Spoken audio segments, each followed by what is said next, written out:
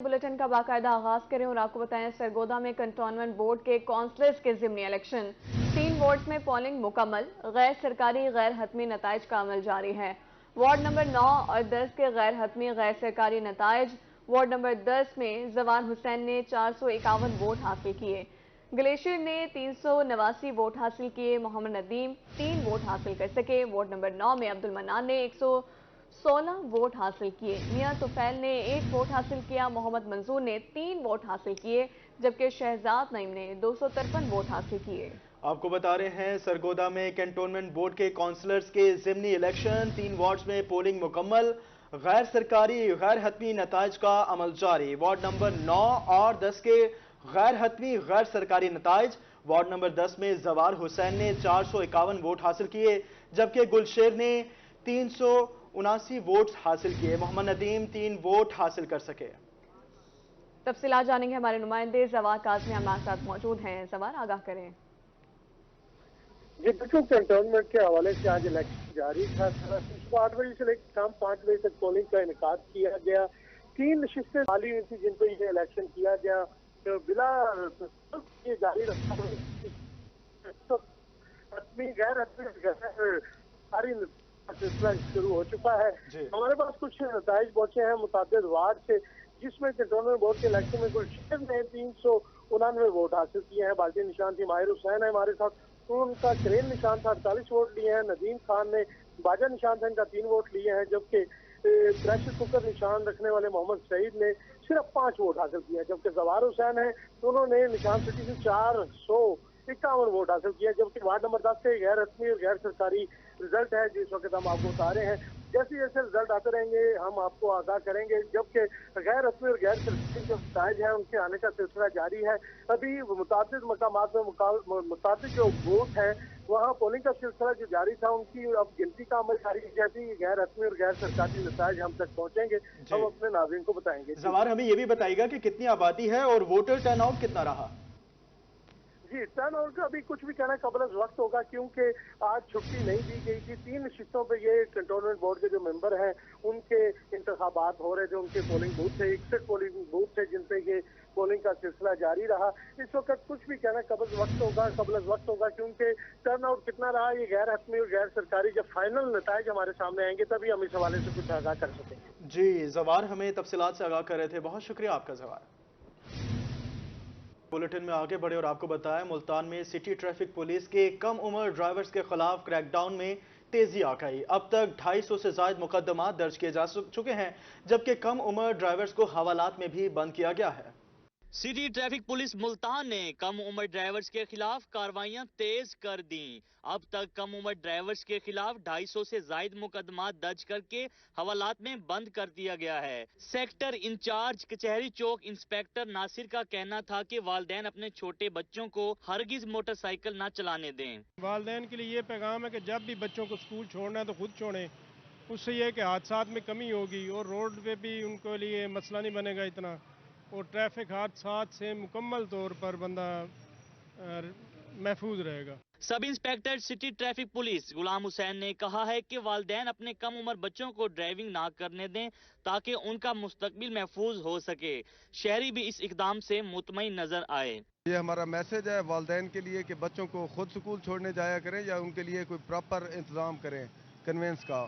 ठीक है, छोटे बच्चे बिल्कुल रोड पे ना भेजें। जरूरी चीज़ है सर, ये हमारी सेफ्टी के लिए है, आवाम के लिए, बेहतरी के लिए ये सब।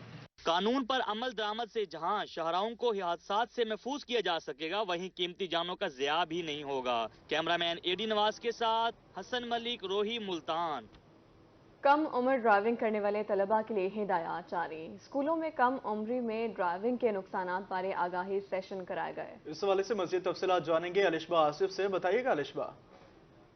जी बिल्कुल, एजुकेशन डिपार्टमेंट की जानिब से अंडर एज ड्राइविंग के नुकसानात और जो इस पे पाबंदी लगाई गई है, तो वो बच्चों को आगाही देने के लिए स्कूलों में सेशन जारी हैं। ट्रैफिक पुलिस के साथ कोलैब करके जो एजुकेशन डिपार्टमेंट अपने स्कूलों में बच्चों को आगाही दे रहे हैं। इसी हवाले से मेरे साथ जो हैं डीओ सेकेंडरी स्कूल एजुकेशन मौजूद हैं, शेख मोहम्मद रफ़ीक। इनसे तफसीलात जान लेते हैं। हम स्कूल्स में सेशन करवा रहे हैं और गवर्नमेंट ने पाबंदी लगा दी है अंडर एज जो बच्चे ड्राइविंग करते थे, मोटरसाइकिल लेके आते थे, वो ज़्यादा परेशानी का बायस बनते थे। उनके अपने लिए भी नुकसान का बायस है और दूसरों की जान का भी ख़तरा है, जिससे बचाव के लिए डिस्ट्रिक्ट गवर्नमेंट ने ख़ास तौर पर इस पे पाबंदी लगा दी है। और हमने डिस्ट्रिक्ट एजुकेशन अथॉरिटी की तरफ से चीफ एग्जीक्यूटिव ऑफिसर साहब ने ऑर्डर भी जारी कर दिया है कि स्कूल्स में अंडर एज जो बच्चे हैं वो मोटरसाइकिल लेकर ना आएँ, पहले वो अपना लाइसेंस बनवाएं और लाइसेंस बनवाने की उम्र तक पहुंचेंगे तो ज़ाहिर है लाइसेंस बनवा पाएंगे। और इस दौरान पेरेंट्स की जिम्मेदारी है कि वो बच्चों को स्कूलों तक पहुंचाएं। बिल्कुल पंजाब हुकूमत की जानिब से अंडर एज जो बच्चे हैं उनकी ड्राइविंग करने पे पाबंदी लगाई गई है। इसी तरह स्कूलों में जो बच्चे बाइक्स पे आते थे उनको एजुकेशन डिपार्टमेंट की जानिब से बताया जा रहा है कि जब तक लाइसेंस नहीं बन जाता तब तक वो ड्राइविंग नहीं कर सकते। इसके साथ साथ जो है स्कूलों में बाकायदा आगाही सेशन दिए जा रहे हैं कि हादसात हो सकते हैं और क्या नुकसानात हो सकते हैं अंडर एज ड्राइविंग के। तमाम बच्चों को और उनके वालिदैन को एजुकेशन डिपार्टमेंट की जानिब से आगाह किया जा रहा है। जी अलिशबा आगाह कर रहे थे, बहुत शुक्रिया आपका। FIA की कार्रवाई, वीजा फ्रॉड केस का मुलजिम गिरफ्तार। वीजा फ्रॉड केस के मुलजिम को चौक मिथिला खानेवाल से गिरफ्तार किया। मुलजिम के खिलाफ मुकदमा दर्ज। मुलजिम ने शहरी को दुबई भिजवाने के बहाने 2,90,000 का फ्रॉड किया। मुल्तान से आपको अपडेट करें, FIA की कार्रवाई, वीजा फ्रॉड केस का मुलजिम गिरफ्तार कर लिया गया। वीजा फ्रॉड केस के मुलजिम को चौक मिथिला खानेवाल से गिरफ्तार किया गया, जिसके खिलाफ मुकदमा भी दर्ज कर लिया गया है। मुलजिम ने शहरी को दुबई भिजवाने के बहाने 2,90,000 का फ्रॉड किया। बुलेटिन में आगे बढ़े और आपको बताएं कि मियारी बीज और खाद की बरवक्त फराहमी ने गंदम की काश्त को आसान बना दिया। रवां साल बहावलपुर में 24,69,000 एकड़ पर गंदम काश्त का हदफ मुकर्रर।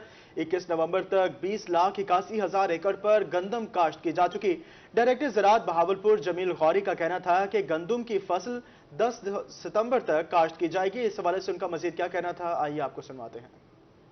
हमारे साथ है चौलिस्तान की जो पट्टी है, इस पूरी पट्टी में बहावलपुर डिवीजन में इस साल कमोबेश कोई 10 लाख एकड़ पे गंदम की काश्त मुतवक्के है और यूं ये मिल मिला के कोई 3.5 मिलियन या कोई 35 लाख एकड़ पे गंदम जो है वो काश्त हो रही है। उसमें पंजाब सीड कारपोरेशन है और मुख्तलिफ जो रजिस्टर्ड सीड कंपनियां हैं उनसे जो रजिस्टर्ड सीड है वो काश्तकारों को प्रोवाइड किया गया है और उस पर जो गवर्नमेंट की तरफ से सब्सिडीज़ वगैरह थी वो भी ऑलरेडी मतलब है कि है। ख़ास तौर पे जो रजिस्टर्ड सीड कंपनियां हैं उनका जो मंजूर शुदा वैराइटीज़ हैं उस पर 1,500 रुपये फ़ी थैला के हिसाब से जो है वो सब्सिडी भी ज़िम्मेदारों को प्रोवाइड की गई। तो बहावलपुर डिवीज़न जो है इस हवाले से तीनों डिस्ट्रिक्ट जो रहीम यार खान, बहावलपुर और बहावल नगर, इसमें हमारी जो फील्ड टीम्स हैं वो फील्ड के अंदर मौजूद हैं। इसी तरह हमारे जो फर्टिलाइज़र कंट्रोलर्स हैं वो भी इस वक्त जो है वो फील्ड के अंदर मौजूद हैं। हम अब तक तकरीबन कोई 1,16,00,000 रुपए फ़ाइन कर चुके हैं और 121 FIR जो है वो जो एंटी ओवर प्राइसिंग FIR जो है वो 121 FIR दे चुकी है। मुल्तान इंतजामिया का ताजरों के मसाइल के हल के लिए खुसूसी इकदाम करने का फैसला। डिप्टी कमिश्नर का मरकजी बाजारों की सिक्योरिटी यकीनी बनाने और तजावुजात ऑपरेशन करने का हुक्म। डिप्टी कमिश्नर रिजवान कदीम ने चैम्बर ऑफ स्मॉल ट्रेडर्स के वक्त की मुलाकात की और डिप्टी कमिश्नर का कहना था कि ताजे तबका मुल्की तरक्की और रेवेन्यू में मरकजी किरदार अदा करता है। बाजारों के इंफ्रास्ट्रक्चर की बेहतरी के लिए खुसूसी फंड्स मुख्तस करेंगे। रहीम यार खान में ज़िलाई ज़रई एडवाइजरी एंड टास्क फोर्स का इजलास। डिप्टी कमिश्नर शकील अहमद भट्टी ने इजलास की सदारत की। एडिशनल डिप्टी कमिश्नर महकमा ज़राअत के ऑफिसर्स के साथ नुमाइंदे भी शरीक हुए। मज़ीद जानेंगे हमारे नुमाइंदे आसिम सिद्दीक से। आसिम बताइएगा।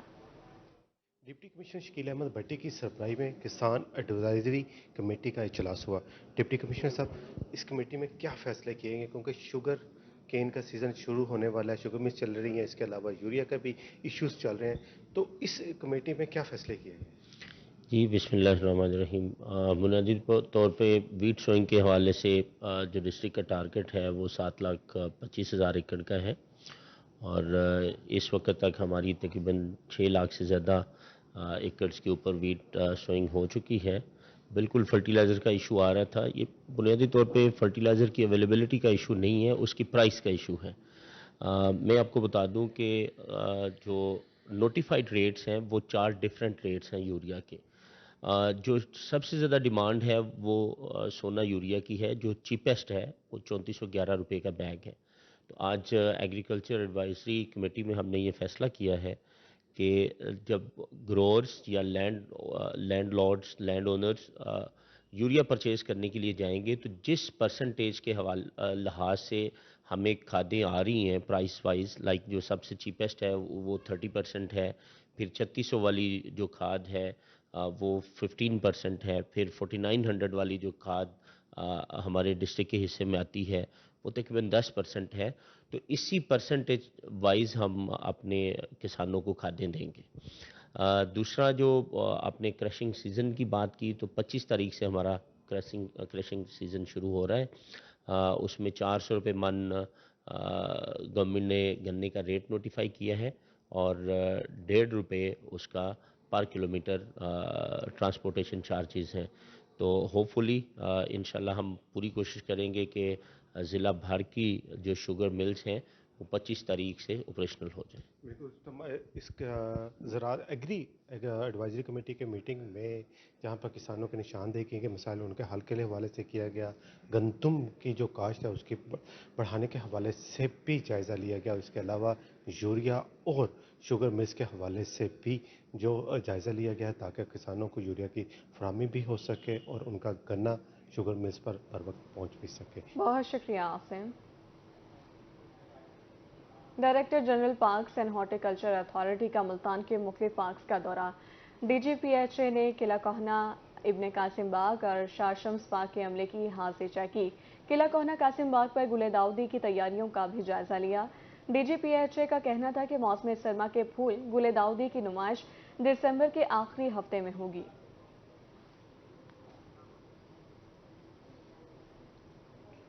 अब आपको बताएं, deputy commissioner Rajanpur doctor Mansoor Baloch का दौरा कोटला नसीर।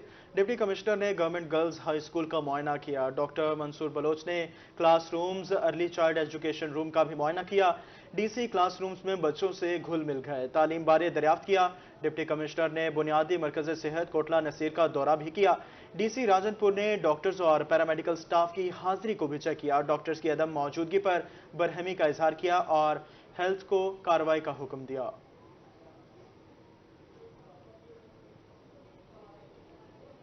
DC रिजवान कदीर का शहबाज शरीफ अस्पताल मुल्तान का दौरा, फार्मेसी और वार्ड्स में सहूलियात और अद्वियात फराहमी की इंस्पेक्शन की। रिजवान कदीर की मरीजों से मुलाकात, इलाज और मुआलजे बारे दरियाफ्त किया। DC ने बेहतरी कारकर्दगी पर डॉक्टर्स और स्टाफ में शील्ड्स भी तकसीम की।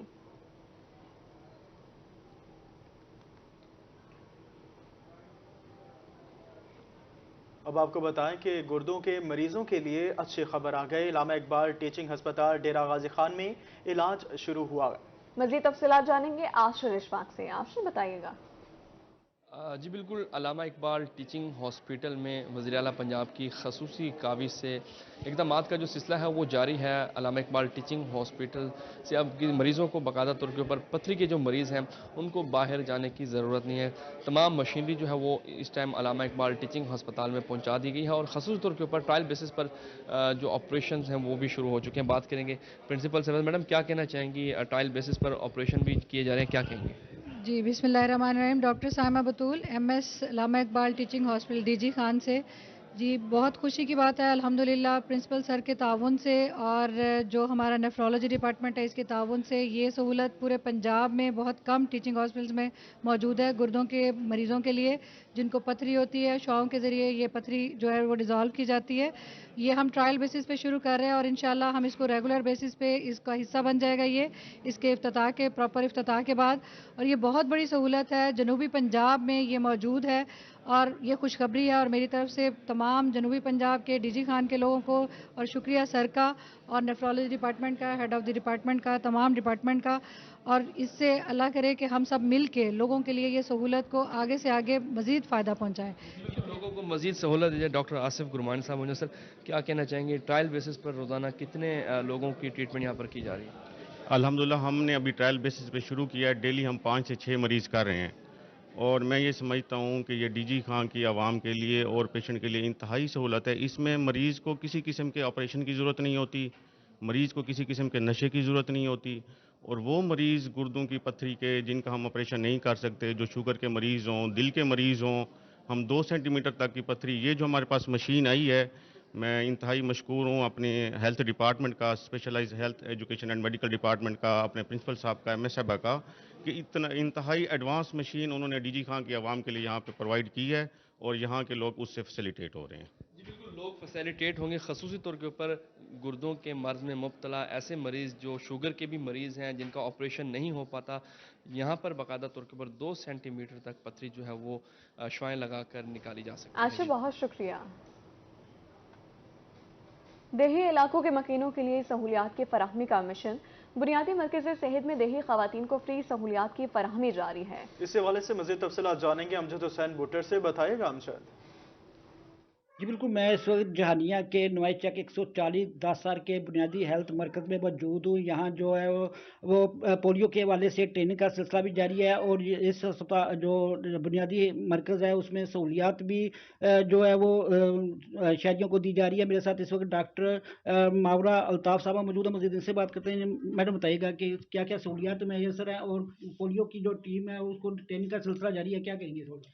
जी, ये 24/7 बेसिक हेल्थ यूनिट है। यहाँ पे 24 घंटे डिलीवरी की सर्विसेज मौजूद होती हैं। इसके अलावा यहाँ सुबह 8 से 2 आउटडोर की सर्विसेज और इमरजेंसी की सर्विसेज भी दी जाती हैं, क्योंकि डॉक्टर सुबह 8 से 2 होता है। इसके अलावा जो है यहाँ पे हम वैक्सीनेशंस करते हैं। छोटे बच्चों की 5 साल से उम्र जिनकी कम है उनकी भी वैक्सीनेशन होती है। उसके अलावा भी जो हमारा EPI प्रोग्राम है उसमें जो भी वैक्सीनेशन है वो हम यहाँ पे करते हैं। इसके अलावा जो हामला ख़वातीन हैं उनकी भी जो सर्विसेज हैं, हमल के दौरान की, बाद की और डिलीवरी की सर्विसेज वो दी जाती हैं। उनको भी हिफाजती टीके लगाए जाते हैं। ठीक है, और ये जो पोलियो की जो कैंपेन 27 नवंबर से चल रही है उसके लिए हमारी ये हेल्थ वर्कर्स की ट्रेनिंग हो रही है। इनकी 32 टीम्स हैं और ये हमारी जो यूनियन काउंसिल 31 है इसको पूरा कवर करेंगी। और 5 साल से कम उम्र के जितने बच्चे हैं उनको ये इनका टारगेट है 6000 के इतने बच्चों को वैक्सीनेट करना है इन्होंने। जी बिल्कुल, जैसा कि डॉक्टर साहब ने बताया है कि जो 31 टीमें तश्कील दी गई हैं, इसके अलावा इनका ये भी कहना है कि जो इस मरकज़ के अंदर जो 6000 से ज़्यादा बच्चे हैं उनको 5 साल से कम उम्र के बच्चे उनको जो वो फ्री जो है वो पोलियो के कतरे पिलाए जाएंगे। और इनका ये भी कहना है कि यहाँ जो शहरियों को जी अमजद हुसैन बुटर आगाह कर रहे थे, बहुत शुक्रिया आपका। अब आपको बताएं फ़लस्तीनियों से इजहार यकजहती के लिए नमल यूनिवर्सिटी मुल्तान में मुख्तलिफ तख्लीकी सरगर्मियों का इनेकाद किया गया। तलबा और तलबात ने पेंटिंग, मजमून नवीसी और तकरीर के मुकाबलों में हिस्सा लिया।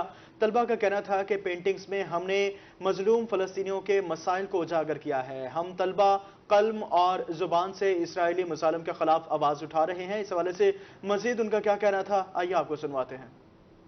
Here the solidarity with peace in of Palestine. हम पैलेस्टाइन के साथ हमदर्दी शो कर रहे हैं that we are not here, we can't go with them in that phase, but we can show solidarity with them. So this is the theme of our this art and craft event. I participated in the painting competition. So as she mentioned that the theme was to show the struggle of Palestinian in the war. So basically we tried to capture all those moments via our painting, and this helped us a lot in raising awareness as well as in finding our creativeness through painting and art. I am the president of this society, and it was very good experience with all the students in organizing this thing. सबसे पहले हम लोगों ने discipline सीखा कि चीज़ें time पे कैसे होनी चाहिए, टाइम मैनेजमेंट, कि आपको एक टाइम टेन्योर दिया जाता है उसमें किस तरह से इन चीज़ों को कंप्लीट करना है। That was the biggest thing, discipline, student को मैनेज करना, आप how to become a leader, the best thing I have learn. We are giving as Pakistan as a country is which always shows the message of the peace, and here still we are saying that peace is the biggest thing that should be in the world. And we had get many talented painters over here and also the sketchwork over here, so that was the point, to just show us and motivate our students to show their abilities.